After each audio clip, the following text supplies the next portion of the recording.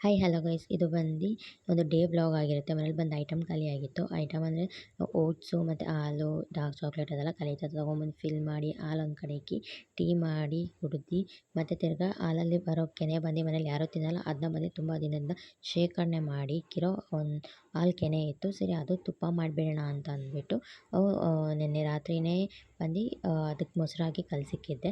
ಬೆಳಿಗ್ಗೆ ಸರಿ ಅಂದ್ಬಿಟ್ಟು ತುಪ್ಪ ಮಾಡೋಣ ಅಂತ ಮಿಕ್ಸಿಗೆ ಹಾಕಿ ಸ್ವಲ್ಪ ಐಸ್ ಹಾಕಿ, ಐಸ್ ವಾಟ್ರ್ ಇಲ್ಲಾಂದರೆ ಐಸ್ ಹಾಕ್ಬೋದು, ಹಾಕ್ಬಿಟ್ಟು ಚೆನ್ನಾಗಿ ಗ್ರೈಂಡ್ ಮಾಡಿದಾಗ ಬೆಣ್ಣೆ ಸಪ್ರೇಟು, ಮಜ್ಜಿಗೆ ಸಪ್ರೇಟು, ಮೊಸರು ಸಪ್ರೇಟ್ ಬಂದುಬಿಡುತ್ತೆ.